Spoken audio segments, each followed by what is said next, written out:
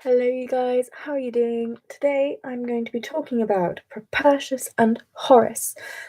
These are the particular specifications from OCR's Imperial Image module for A-level Classical Civilization. I will talk about what poems they are as they come to it, and I think I'm going to put them in the description as well, just to make it easier for you lot.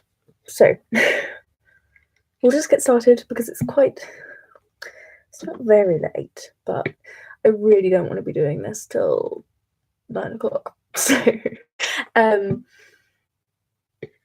yes, I am again talking about classics at the probably of my other A levels. I mean, one of them's Latin, so it's basically the same, but the other one's English lit. But I will have some English lit stuff coming.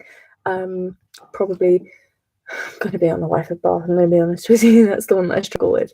So, yes, okay. I'm sorry if I look really tired, and sorry if I'm speaking quietly. My life's getting very difficult, and it's very dark outside. So, yes, let's get started.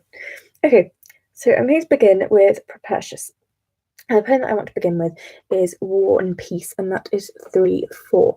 Now, this poem came up in the AS level paper for this particular module. So if you're taking this module, I doubt it's going to come up in the A level. But, it's always good to know because it's got some good ideas about how Augustus was seen, especially as a general. And such. I know the particular 20 marker for AS level paper was on whether he was more successful as presenting himself as a peaceful man or a general. So obviously that's important, and it's always a good thing to look at. It could come up as a essay. I mean, we don't know, and honestly, I would think it would. I have a feeling. I feel like it will either be that or the Imperial family, but they won't be too harsh because it's the first year. So anyway, let's get started. So War and Peace. I'm just going to tell you some stuff that I picked out. I'm going to presume that you've got the stuff in front of you. I think I'm probably going to link the source pack below. And if there are any you'd like to request that I go into in particular detail, I will be happy to do that. Okay. So primarily, Caesar, our god. This was the AS level mini question focus. So Caesar refers to Augustus, and our god. A lot of people would presume that this means Julius Caesar, because Julius Caesar was deified by the time that Propertius was writing this poem. Julius Caesar was deified in 42 BC by the Senate after a sighting of a comet at the games for Venus Genetrix, meaning Venus the Mother, and this was announced by Augustus himself. So you may be wondering, why on earth is Propertius calling Augustus a god before he's even died, before he's been deified, and because he's not an emperor? Well, not an emperor. So this could be for many reasons. It could be flattery, quite obviously, because you kind of want to flatter the one guy who's in charge. It could be Maecenas requiring it. Maecenas was a bit like Augustus's PR, public relations officer. Or it could be something to do with Euphelius, so the fact that he was the son of a god, he painted himself as the son of Julius Caesar. So obviously it could be something to do with that. Maybe it's pointing to his demigod status. Maybe it's pointing to the fact that he is a apparent descendant of Venus through Aeneas and Romulus. Perhaps it is pointing to the fact that some people contemporarily thought that he was the son of Apollo, and that Apollo had snuck into his mother's room as a snake one night and impregnated her, which is always a lovely image. Okay, so in this poem, they're talking about a particular military campaign, and this was the campaign against Parthia. Now, this isn't the original campaign against Parthia in 53 BC. That was run by Crassus, and Crassus lost the standards. And indeed, in this poem, he calls it that disaster of Crassus. He lost the Parthian standards, and that was a great source of grief to the Romans. They did not like the fact that he had lost their wonderful standards, because that was a symbol of their army and their brilliance, sort of. So Augustus in 20 BC sent Tiberius, his stepson and the future emperor, to get these standards back. And you may be thinking, in the way that he presents it, of course, he certainly does it on the Prima Porta statue and other things, that this was a military victory, but it actually wasn't. It was a diplomatic victory. There were talks, and the Parthians agreed to give the standards back. But obviously that isn't very glory-inducing, so Augustus paints it as a campaign, a military campaign, a military success, and that is exactly what we see in this poem. So in the next sort of paragraph, I'm going to call it loosely because it is poetry, we have a sort of description of something that's a bit like a triumph. So a triumph, if you do not already know, is a sort of party that they had for victorious Roman generals. You had to be held imperator by your troops to be eligible for one, and it was a bit like a big party. They'd parade all the stuff that you'd won. They parade prisoners of war and stuff like that.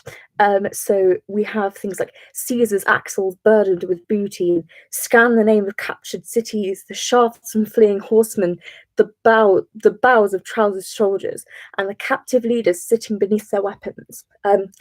So it's sort of like a victory assumed. This actual fight hasn't actually happened yet, but because Caesar is so great, he's obviously going to win. And such, I've written something in yellow. Oh, hang on. Okay, I know what I meant. So, and further on from this, we have, may Venus herself protect your children. Let it be eternal, this head that survives from Aeneas's line. So that's sort of a comment about the future of imperialism. So, Augustus's children are the future of the empire, and he places a lot of emphasis on this. He places a lot of emphasis on his family, on his successors. So we have the whole succession problems, which I will talk about probably in another video, and such. In this poem, the one thing that I find quite interesting and not sucking up to Augustus is the fact that Propertius himself does not position himself within the battle. He positions himself with his girlfriend, watching from a window. This could be a comment on how great Augustan peace is. It allows people like him to stay at home and sort of stand back from it all, but it could also be something to say, I personally, I'm not getting involved. I mean, what he's doing is all right, but I'm not getting involved. I'm not risking my life. And that could certainly be a comment on Augustus, and that could be potentially something that isn't too sucky-uppy. He is not interested in being involved. So that's sort of the main gist of that poem. There's obviously some language analysis that you can do with that, but I'm pretty sure you can do that yourself. So I'm not doing it all for you. So hang on, I need hydration. Okay. So next. The next one is women's power, and that is 311. Now, I'm not going to look at this whole poem because it's very, very long. So what I did, I might as well show you. I've got a little poster with lots of stuff on it, and that's the one that we've just done. That is this one. Now, woman's power is very long, so I've sort of split it into the key bits, and I'm just going to talk through those because otherwise we will be here all day. So, what I would talk about in the first paragraph, this is the paragraph that I picked up beginning, the Witch of Colchis drove the fiery bulls on a yoke of steel, and sowed civil war in the warrior-bearing soil. So this paragraph, I believe it's the first paragraph, I can't really remember, but the Witch of, this paragraph sort of compares Cleopatra to various mythological women. So, and these women are evil to men. They are bad. Personally, I take an issue with that. But that is another video, probably when I'm doing a degree. So yes. So the Witch of Cleopatra is Medea. She is known in why have I forgotten his name? Euripides. Euripides' tragedy Medea. She killed her 2 sons to get back at her husband Jason, who scorned her and married another woman. She's sort of a dangerous foreign witch woman. We also have Amazon Penthesilea. She was an Amazon, so she was obviously terrifying to the typical men. She was very powerful and very beautiful, and as she died, her helmet fell off, and Achilles had killed her, and he fell in love with her as she died, and she was a great grief to him. So, in a way, the fact that this concerns with women who have like the power of love over men, they have ensnared men with their wiles. I think it's sort of a suggestion that Cleopatra has ensnared Antony, and perhaps that draws away from the fact that this is a civil war. Antony has been ensnared by this foreign woman, and so it's not really a fight against him, it's a fight against her because she is controlling him. So there's also a mention of, I believe it's Deianira and Hercules, but I can't quite remember her name. So it's a woman in Hercules. She makes him go mad. She makes him weave and do womanly stuff, which is obviously bad, apparently. But yes. So then the next paragraph I will speak about begins, why should I seize on heroes? Why gods who stand accused? And this starts to speak specifically about Cleopatra. So now I'm not going to deal in specific paragraphs for the moment. I'm just going to talk about certain themes. So the theme that I will speak about now is like sort of negativity about Cleopatra. This poem is very negative about Cleopatra, and understandably, because there's just been a civil war. Obviously there's been the Battle of Actium. It's been a very horrible time. Cleopatra was a real threat. I mean, 7,000 men died at Actium. So she's quite an intimidating person, and a regular Roman would understand this. So it's all very negative. She is called a woman worn out by her own attendants. Her country is called noxious Alexandria, place so skilled in deceit. Then she's called that whore, queen of incestuous Canopus, a fiery brand burned by the blood of Philip. She has foul mosquito nets, and she spreads them over the Tarpeian rock. And he wonders how they can endure this woman. So it's very much an attack on her femininity, an attack on her country as well. It's quite xenophobic, but of course they're Romans, so what do we expect? There is also a rather very horrible description of the gods. So Anubis is called Yapping.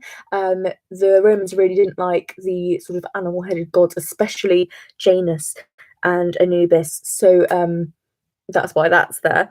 And the wandering mouths of frightened Nile, it's like, oh, they're cowards, they're not a match to us. Further on, another thing that we can talk about is how they speak about Mark Antony. Now, Mark Antony is not named in this poem, but he is called her obscene husband. So it is very much, he is removed from the action. This is not a civil war, as Augustus is at pains to tell us. There is also the sand robbed Pompey of his 3 triumphs. That is a mention of after the civil war and such. And I do think this is interesting, because mentioning Pompey's death in Egypt after the civil war is quite dangerous territory for Propertius. It's very subtle, but it is quite dangerous, because in mentioning a previous civil war, he's bringing a Roman mind to a civil war, which Actium technically was, which could be, I mean, I'm not casting assertions, but you know, it could be a subtle criticism, and of course that would be the only kind of criticism he could really get away with. But obviously that's up to you to decide. What else did I think of? There is some positivity about Augustus. We are told that Rome should celebrate his triumph, and saved by Augustus, beg long life for him. It's very much that Augustus is the saviour of Rome, and that's quite self-explanatory. And then there is another sort of dig, I would say, similar to the Pompey thing, but I think a bit more obvious. At the end of the paragraph beginning, "The city high on its heavens, 7 hills that directs the whole earth," there is a phrase saying, "This is not as much to be feared, Rome, as is your fellow citizen." And that is Cleopatra said to be saying that. Perhaps that is sort of a dig at Augustus, saying that he's the fellow citizen and you should be more afraid of him than you should be of me. He is a tyrant. He's basically a king, although not in name. He's an emperor, which is obviously very interesting. There is also "Be mindful of Caesar" at the very end of the poem, which I think that's a dig, but obviously up to you.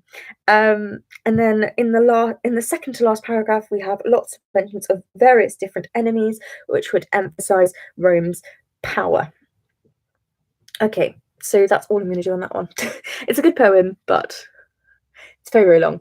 And also, you're not going to remember the whole thing. So, then "Chaste and Faithful Gallo," which is 312. This poem is very interesting. I like this one quite a lot, actually, mostly because of the Odyssey stuff. So this is about directed towards a man called Posthumus, who has gone to war for Augustus and left his lovely girlfriend Galla behind crying. So there is definitely some stuff that's positive about Augustus, like praise of Augustus and sort of indirect praise of his morality program. So we have Augustus's brave standard, chastity, which obviously was very important in the moral program, a wifely wonder, Aelia Galla will outdo Penelope's loyalty, which is obviously a lot about morality, a lot about not adultery. We don't like adultery, and such. So perhaps that's praise. We also, I think, have some criticism of Augustus, but it is veiled very heavily and mostly directed towards the fictional I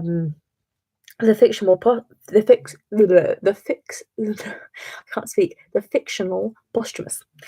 So "The glory of Parthia's spoils, may all you greedy ones perish equally, and you madman." And that could be read as directed towards Augustus, I think. Although obviously very heavily veiled. There could also be a comment on the moral state of Rome before Augustus's morality program, with Rome to instruct her in its voluptuousness. What shall a girl do with no fear to guard her? Gifts will not win Galla. Blah, blah, blah, blah, blah. Obviously, there was very much a thought that Rome was morally decadent and awful, which will be explored in, I believe, Moral Decadence, which I believe, it's by Horus. It's coming up. So then there's an Odyssey comparison.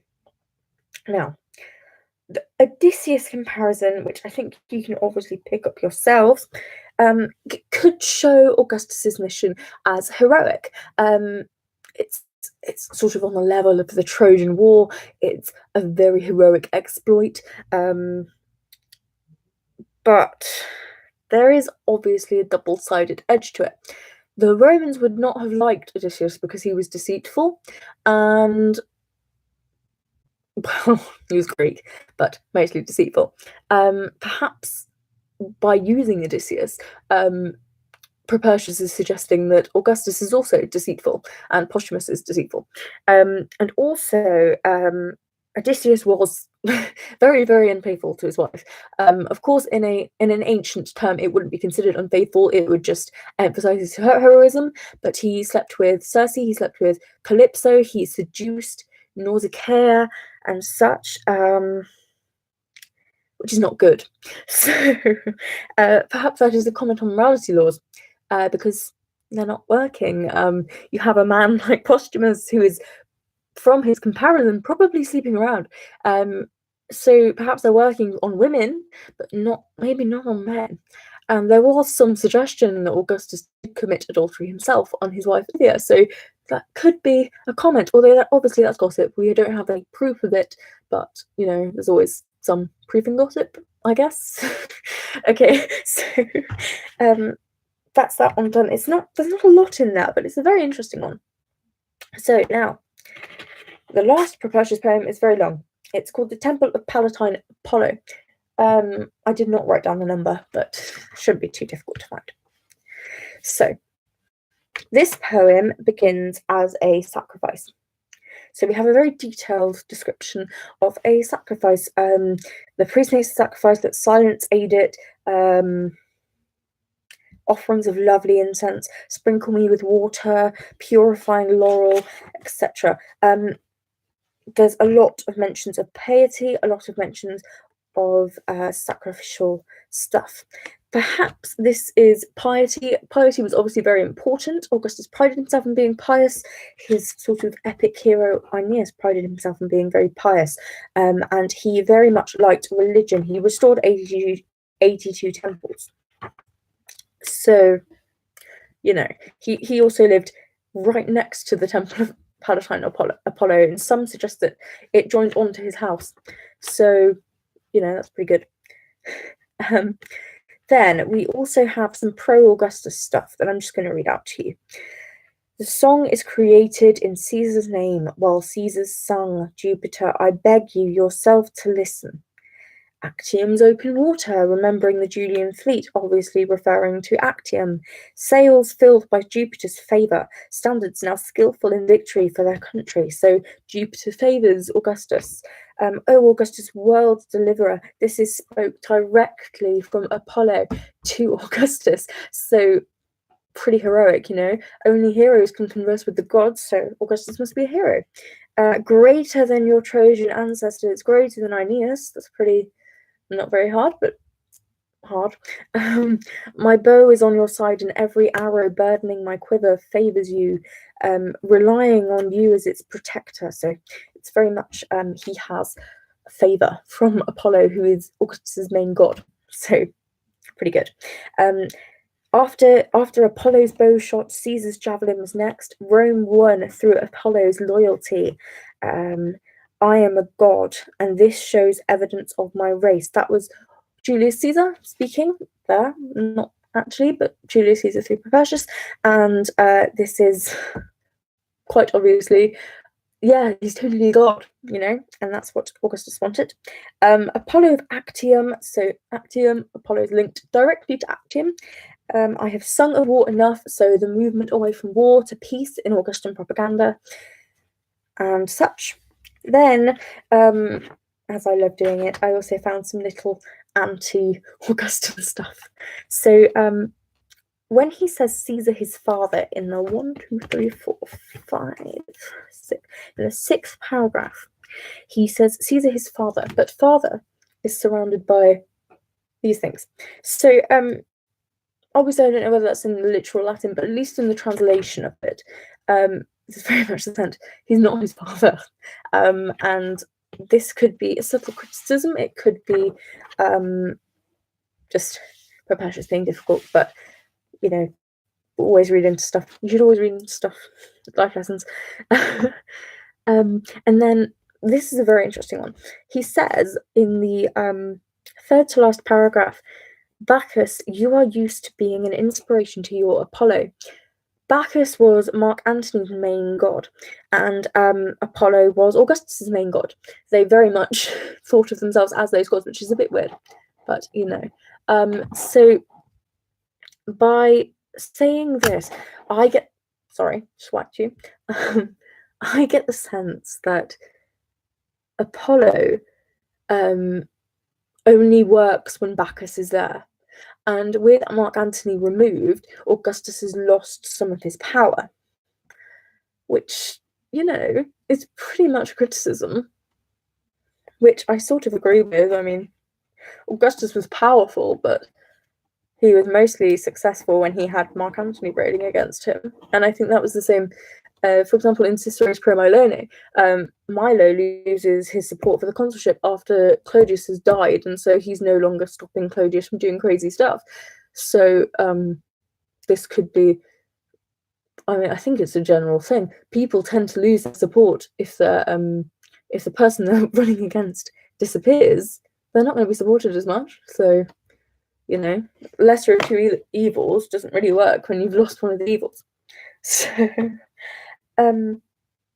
yes, that is Propertius done. If you want me to scan a copy of this, I very happily will, but it's basically the stuff that I've said in less detail. So just make notes from me. Okay. Now we move on to Horace. The only poem that I won't be covering today by Horace is the Carmen Saeculare, because I have not made my notes on that yet. But, you know, I'll get around to it, hopefully. I've got coursework to write and exams to revise for, which this is sort of revision, but, you know, it's difficult. Anyway, so we'll begin with a toast to Actium, which is Epode 9. I love this poem. This poem came with my mock last year. So I just got an email. Classics papers, I'll link them below. So a toast to Actium, Epode 9. So I'm just gonna pick out some quotes and some themes. Actually, shall I read it out? I might read it out. Is it long? Pretty long. Or I'll read it out. Don't expect me to read out Drusus and the Claudians, because that is horrendously long. And I actively hate that poem, so okay. A toast to Actium. Dear Maecenas, when in your noble house, as is Jove's pleasure, shall I delight with you in Caesar's triumph, drinking Caecuban Calid for festive banquets, while lyre and flute sound, mingling their melodies, that Dorian and these Italian? As lately, when Pompey, driven from the sea, had fled with his ships destroyed, having threatened the city with shackles he'd taken from those faithless slaves, his friends. A Roman, you'll not credit it, posterity, sadly up sticks and arms himself for a woman's sake, and though a soldier deigns to serve the withered eunuchs, while the sun looks down on her shameful pavilion among the warlike standards. At this sight 2,000 Gauls, chanting Caesar, turned their snorting steeds aside, and the opposing fleet, when ordered to larboard, remained there in the harbour. Hail triumph! Why delay the golden chariots and the unblemished steers? Hail triumph! In the war with Jugurtha you never returned such a general to us, nor was Africanus, whose courage made a tomb for himself of Carthage, such. The enemy, beaten at sea and on land, changes his scarlet cloak for black. Against opposing winds he either heads for Crete, famed for her 100 cities, or tries for Syrtes, blown by the northerlies, or is borne and over unknown seas. Bring more spacious bowls, lad, and pour the Chian, Lesbian, or Caecuban wine that's designed to prevent all seasick qualms. Let's delight in banishing fear and anxiety for Caesar's affairs with sweet wine. Right. So, pro-Augustus stuff, obviously. So, noble house.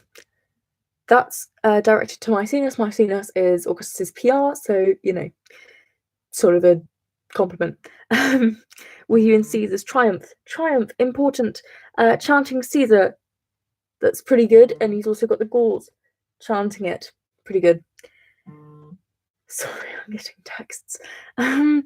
Let's banishing fear and anxiety for Caesar's affairs. Let me just turn my phone onto silent.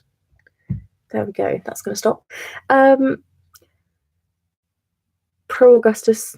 But then again, there's only one main mention. So, sorry.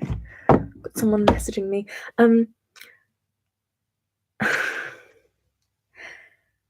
There's only one main mention. So perhaps it's not as positive. I mean, surely if you wanted to big Augustus up, you'd mention him more than once. And more than once at the very end of your poem. Actually, no, at the beginning. Oof. Okay, ignore that point. Just realised I wrote the wrong thing down. Okay. Okay. So we also have sort of the extent of the empire. So there's loads of different types of wine mentioned: Cuban, Dorian, Italian. Then a mention of Gauls, Chian, Lesbian. Pretty big empire.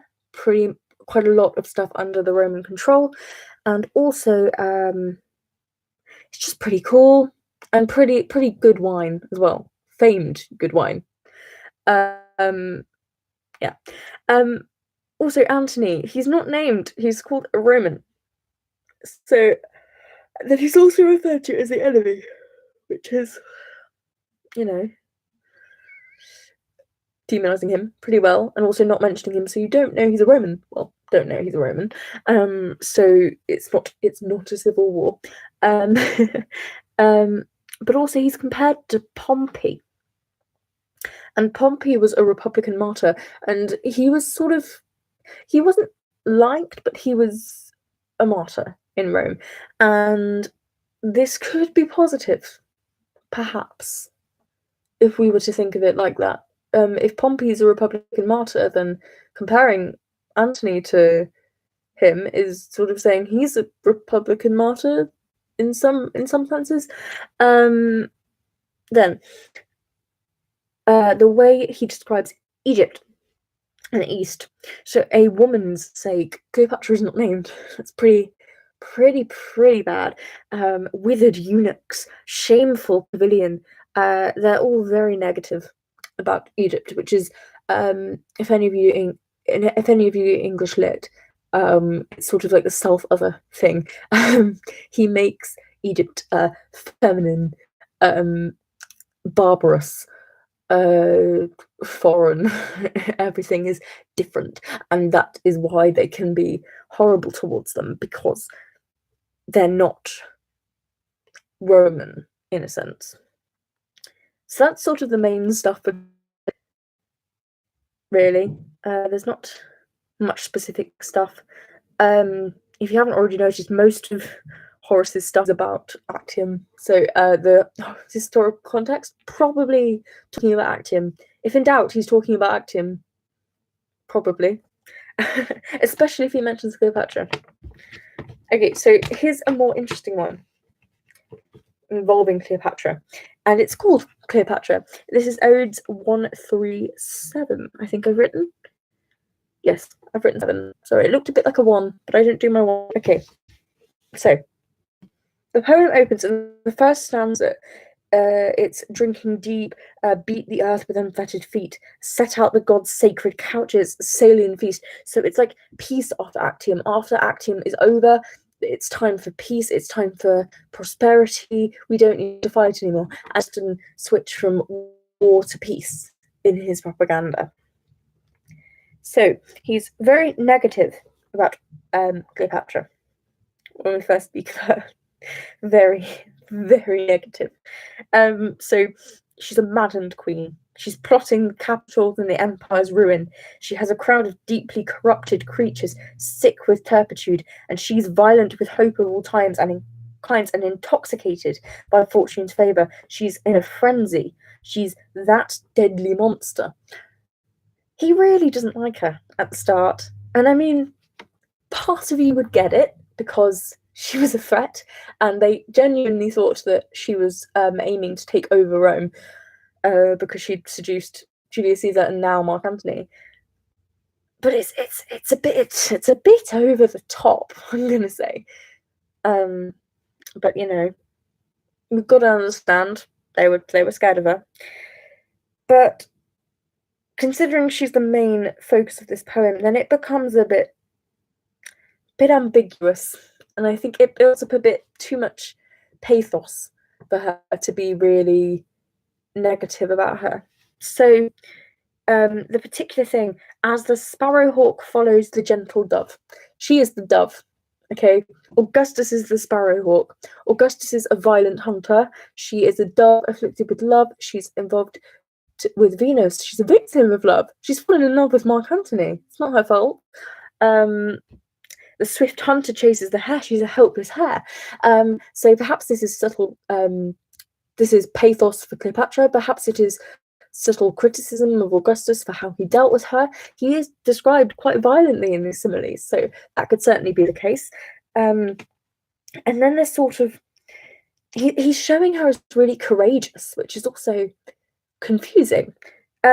Intending to perish more nobly, no sign of womanish fear at the sword, a calm face with courage, growing fiercer still and resolving to die, scorning to be taken by hostile galleys, and no ordinary woman. She is stoic. She isn't scared of the sword. She kills herself, which is a Roman thing to do. Romans would rather kill themselves than be caught in battle. It's what Cato did after the First Civil War.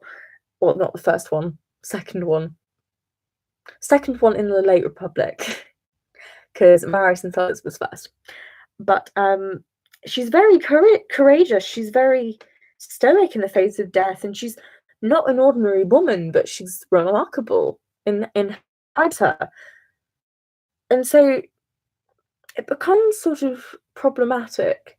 And I feel, in a sense, that the problematic stuff is muted, which allowed Horace to get away with it when looking past Maecenas by completely decimating Cleopatra's character in the first 4 stanzas. He can get away with a few ambiguous similes and such. So, next, moral decadence. Odes 3.6. This is basically just about how awful Rome is with morals. So there's a lot of sinfulness, there's a lot of that mentioned, how horrendous Rome is. Rome was very much among the nobles, a hotbed of adultery and orgies and such. Augustus's own daughter, Julia, was said to have had mad orgies in the middle of Rome, including with the poet Ovid, who was exiled exactly the same year in 2 BC when Julia was exiled. So, perhaps those who were getting it on. And she's even quoted to have said to, I believe it was Agrippina Minor, but I don't know, that she only took on passengers when the ship was full. So she only had sex with other men when she was pregnant with Agrippa's baby. Agrippa was her husband. So all of her kids looked like Agrippa, so there was no proof that she was being adulterous. So there's a lot of emphasis on sinfulness in this poem. We have father's sins, soiled with black smoke. You are lower than the gods, neglected gods, fertile in its wickedness, defiled the marriage bred our offsprings and homes. Sinful affairs, swift illicit pleasures, shame, worse than our grandparents' generation, and soon to bear still children. So I think a lot of this plays off contemporary feeling about why so many bad things had happened to Rome.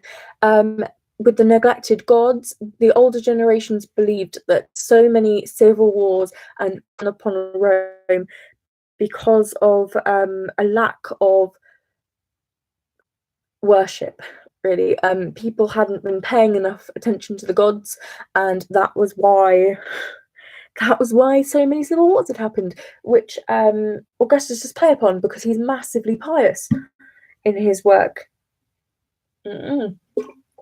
Sorry, I'm losing my voice. I've been talking for too long. So, and such. There's also, with the generations thing and more sinful children, so there was a concept, not created by Hesiod, but the earliest surviving and most notable version of this is from Hesiod, and it is the concept of sort of circular ages. So we have the Saturnian Golden Age in the middle. So this Saturnian Golden Age, mythologically, was ruled over by Saturn. Saturn the Titan, you might know him as Kronos. It was very peaceful. Everyone was prosperous. Everyone was happy. Jupiter comes along, kills Saturn, and then you get the Silver Age, which is not as great. And then slowly you go further out and further out and further out. And it gradually gets worse. So by the time that Augustus was around, Julius Caesar was around, they were about the 5th age, which was the Iron Age. So you had Golden Age, Silver Age, Bronze Age, can't remember the other age, and Iron Age. Iron Age. So the Iron Age is bad. It's bad. And Iron Age is bad, and that's what they've got. Augustus, this was meant to be like slowly getting worse, but Augustus changes it just slightly for it to be cyclical. So you go from the Iron Age, and then when Augustus comes in, it goes back to the Golden Age. So Augustus has created this Golden Age, and it will only stay golden as long as Augustus is in power. So yes. There's also a lot of battles mentioned, so Parthians, Manites, Pacorus, Decians, Ethiopians, Pyrrhus, Antiochus, Hannibal, Sabine Host, so all of these battles that these Romans have fought and won. That's important. Ideas of the family. So originally the ideal is a virile crowd of rustic soldiers with strict mothers, and this is what Augustus painted the imperial family to be. So you have all these fierce soldiers, so Tiberius, Agrippa Posthumus, Drusus, Gaius, Lucius, all of that lot. Marcellus, you have all of them, and then the strict mothers, so you have Livia, Octavia, all of them, Agrippina. Not really Julia, because Julia was a bit naughty. We don't talk about Julia. We don't talk about the other Julia either. Julia the Younger and Julia the Elder do not exist in Augustus's head. And yes. And also, till you've restored the temples and the tumbling shrines of all the gods and their images, that's exactly what Augustus did. So Augustus is brought back from moral decadence to morality. Okay. So that is moral decadence basically done. Then Augustus returns. Sorry if I'm speeding up. I think my dinner's ready, so I'm doing this very quickly. So Augustus returns 314. So we begin with conquering Caesar. It's very positive about Augustus. So we are conquering Caesar. He's like Hercules. This is part of his propaganda, which we will see in the Aeneid. Which, if you watch my summary of the Aeneid, you will have mention of. Matchless husband, our famous leader, I'll not fear civil war nor sudden death by violence, while Caesar has command of all the earth. So Caesar's made the world a great place, actually, pretty much. Very positive about Caesar. Also positive about the imperial family. So his wife has a matchless husband. He has a famous sister. They're dressed in holy ribbons. The mothers of virgins and youths, now safe and sound. Yeah, they're pretty. He wants to make his family look great, and I mean, Horace does this, and it's pretty good.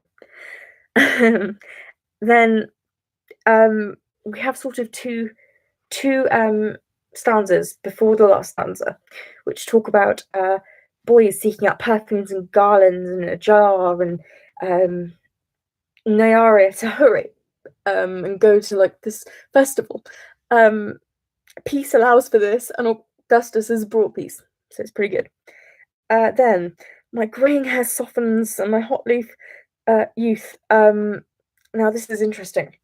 And I thought of this, and it might be rubbish, but my greying hair softens. I'd not have enjoyed it in my hot youth. I think with his moral stuff, Augustus was appealing to the old men who were the senators, so they were sort of the next powerful to him. So the old were to who he was appealing, so the old will enjoy it, and Horace enjoys it, quite obviously. So it perhaps shows that Augustus's propaganda has worked. Although, you know, he's a poet, so he could be making it up. Okay, so then to Augustus 415. Phoebus condemned my verse when I tried to sing of war and conquered cities. This is a bit worrying. Okay, so Phoebus means Apollo. Apollo is closely linked to Augustus, and since Augustus didn't really have much contact with the poets themselves, you can have that as Maecenas. He does not like that Horace is singing of war, so he stopped him. Perhaps Horace was being negative about Augustus? We don't know. But yes, I feel like that's a subtle criticism. Not of Augustus, perhaps, but of the control that Maecenas has over poetry at the time. So then there's also the benefits of Augustus's reign. So we get these in quite a long list. This poem is very complimentary. So he's restored rich crops. He's brought back the standards to Jupiter and closed the gates of Janus's temple, and he's freed us from all war and tightened the reign on lawlessness. He's driven out crime and summoned the ancient arts again. He has protected the state. No civil disturbance will banish the peace, and no tribes will break the Julian law. So it's, look how great he is, look how much he's done. That's sort of the whole point. Then the power of the empire, the depths of the Danube, the Gettai, Norseres, Persians, Don's wide stream, he's got all that under control. So he's very good. And just a little last bit of praise. We'll sing of Troy, Anchises, and the people of Venus. Praise their ancestors, which is exactly what Servius said that Virgil was doing through the Aeneid in Book 6. He was through his ancestors. So, whole thing, which it could be, certainly could be, but obviously that's up to you. And don't hesitate to argue with me in the comments if you think I'm wrong. Okay, so now my least favourite poem, which I've left to the end. Probably a bad idea. Drusus and the Claudians, 4-4. I hate this one. It's awful. So we have sort of positives about Tiberius. So he's called the winged agent of the bright lightning bolt. So he's compared to Mercury, pretty much, which is a pretty good thing. He's a lion cub, newly weaned. He's got lots of strategies, so he knows what he's doing, which is pretty good. Okay, it's pretty good. And